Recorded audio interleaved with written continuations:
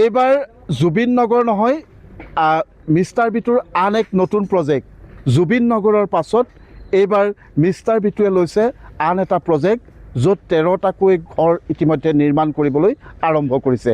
ইতিমধ্যেই মিষ্টাৰ বিটুৰ আমি গোটেই কাহিনীবোৰ কৈ আহিছোঁ, তেওঁ কেনেধৰণে এইসকল দুৰ্গতক সহায় কৰি আছিল আৰু এইসকল লোকৰ কাষত বৰ্তমান উপস্থিত হৈছে বিটু।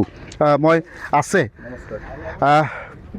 বিশেষ কথা নকওঁ, এটা বিশেষ প্ৰজেক্ট ইতিমধ্যে সামৰণি পৰিল।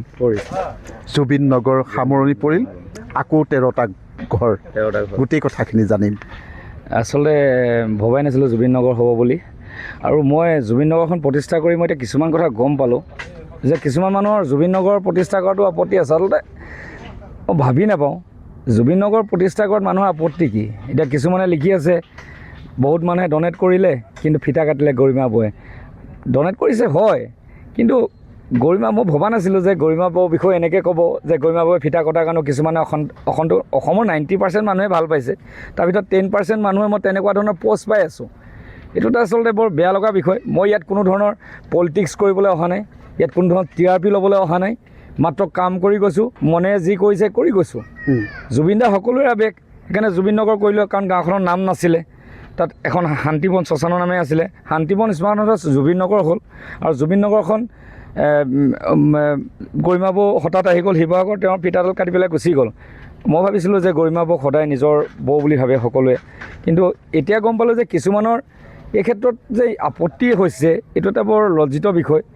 মই কৈছোঁ ইয়াত আমি চৰকাৰক ছাপোৰ্ট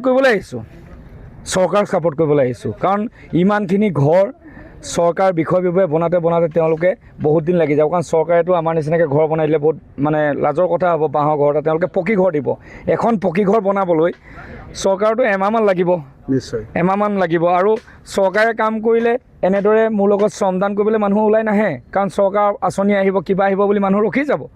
চৰকাৰক ছাপোৰ্ট কৰিছোঁ আমি, চৰকাৰ কামখিনি আমি আগুৱাই নিছোঁ যে তেওঁলোকে বনোৱালৈকে ঘৰখিনি এনেদৰে বাঁহেৰে বনাওক। এইটোতো পাৰ্মানেণ্ট ঘৰ নহয়, থাকিব পৰাকৈ চৰকাৰে পকী ঘৰ দিব বুলি বিশ্বাস আছে, তেওঁলোকক দিব ভালদৰে। এইটো আঁচনি আছে তেওঁলোকে দিব, কিন্তু আঁচনি মতে গৈ বছৰ লাগি যাব বা তেওঁলোকে ক'ত থাকিব, সেইটো কাৰণে ছাপোৰ্ট কৰিছোঁ। ইয়াত কোনো ধৰণৰ কাৰোবাৰ বিৰোধিতা কৰিবলৈ ওলাই অহা নাই, মিষ্টাৰ বিটুৰ লগত ছাপোৰ্ট আছে, সেইকাৰণে কৰিছোঁ, কৰি যাম। আৰু মোৰ বিশ্বাস আছে চৰকাৰ প্ৰশাসনে মোক বেলেগ ধৰণে ছাপোৰ্ট কৰি আছে।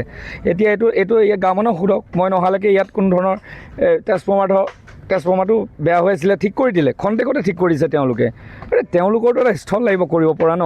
তাৰপিছত তাত ইখন মিউনিচিপালিটিয়ে কত কৰি আছে, কিমান কাম কৰি আছে, তেওঁলোকে আনুষংগিক কামখিনি তেওঁলোকে কৰি আছে। মোৰ এতিয়া পষ্টবিলাকত মই এতিয়া কিছুমানে এটা কথা বেয়া পাইছোঁ যে জুবিন নগৰ কৰাৰ পিছত বহুতে পষ্ট দি আছে যে চক ফটো মোহাৰি পতি আছিলে গুৱাহাটী, এতিয়া জুবিন নগৰ প্ৰতিষ্ঠা কৰে। তেনেকৈ চৰকাৰক জোকাই নাথাকিব। চৰকাৰে যদি কাইলৈ পৰহিলে ইয়াত যদি মোক যদি এটা জাননী দি দিয়ে যে তুমি ঘৰ বনাব নোৱাৰিবা, তেতিয়া মানুহখিনি ক'ত যাব? চৰকাৰৰ জেগা ন, তো আমি এইডোখৰ মিলি কৰি কাম কৰা সময়, চৰকাৰে কৰিব নোৱাৰাকৈ আমি একো নাই নহয়। কাইলৈ পৰহিলে যদি কৈ দিয়ে এইখিনি মানুহ ঘৰ বনাটো ইলিগেল, তুমি বনাব নোৱাৰা। ইয়াত এতিয়া মই এতিয়া ৰূপজ্যোতি কুৰ্মী ডাঙৰীয়া ইয়াত কাম কৰি আছোঁ, তেওঁ ছাপোৰ্ট কৰিছে মোক। তেওঁ কালি আহিছে, পৰহি আহিছে, চাই গৈছে। কালি মই কিবা এটা অসুবিধাৰ সন্মুখীন হৈছিলোঁ, বাগানৰ এটা মাটিত ঘৰ বনাইছিলোঁ, তাত বাগানৰ মেনেজাৰে বন্ধ কৰিছিলে, কিবা ৰাকেশ সিং বুলি কোৱা এজনে। লগালগ তেওঁ দলীয় কৰ্মী পঠিয়াইছে বা বিভিন্ন ধৰণৰ মানুহ আহিছে, তেওঁলোকে সহায় কৰিছে। গ্ৰাউণ্ড লেভেলত নজনাকৈ আপোনালোকে মিছা মিছিকৈ কাৰোবাক দোষাৰোপ কৰি নাথাকিব। বিশেষকৈ মোৰ কামত চৰকাৰক দোষাৰোপ নকৰিব, একদম মই স্পষ্ট কথা কৈ দিছোঁ। চৰকাৰ অবিহনে আমি এটা কুটাও হলিয়াব নোৱাৰোঁ। দেখিছে কিমানে চৰকাৰ বিৰুদ্ধে মাতি পেলাই কিমানৰ কি হৈ গৈছে।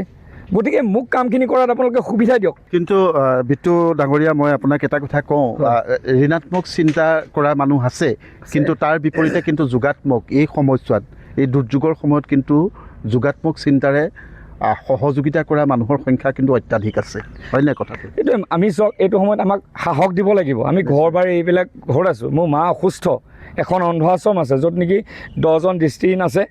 মোৰ মা দেউতাই বৰ্তমান চাই আছে, আৰু এটা ল'ৰা ৰখীয়া দি থৈ আহিছোঁ, তেনেকৈ চাই আছে, বা তাত CCTV কেমেৰা আছে, চবফালে মেইনটেইন কৰিব লগা আছে। মোৰ গাঁওবাসীও তাত ছাপোৰ্ট কৰি আছে, চাই আছে। কিমান এটা টেনশ্যন লৈ পেলাই কাম কৰি আছোঁ। মোক যদি এইবিলাক টেনশ্যন দি থাকে, দিন ৰাত টোপনি খতি কৰি আছোঁ, কিবা এটা যদি মোৰ অঘটন ঘটি যায়, মানুহখিনি কি হ'ব কওকচোন? এয়া মাত্ৰ আৰম্ভণি। এতিয়া আমি জাজিফালে কাম কৰিছে, পানী শুকাইছে, যেতিয়া আকৌ দিখৌফালে পলস শুকাব, পানী শুকাব, তাত কাম কৰিব লাগিব। ইয়াতে কিমানটা ঘৰ বিতু ইয়াত বনোৱা 13টা ঘৰ বনাই আছোঁ 13টা ঘৰ হ'বলৈ হ'ল 13টা ঘৰ হ'বগৈ অলৰেডি নিশ্চয় ইয়াত 13টা ঘৰ অলৰেডি আজি মোৰ গাঁৱৰ পৰা আহিছে 16-17জন মানুহ আহিছে উজ্জ্বল টেণ্ট হাউচৰ ফালৰ পৰা লৈ আহিছে মোক এনি টাইম সিহঁতি ছাপোৰ্ট কৰি আছে মানুহে ইমান ছাপোৰ্ট কৰিছে আপুনি বিচৰা বাতৰি পাব কেৱল নিউজ 18 এপত নিউজ 18 এপ ডাউনলোড কৰিবলৈ স্কেন কৰক এই QR কোড গুগল প্লে ষ্টৰতো পাব এই নিউজ 18 এপ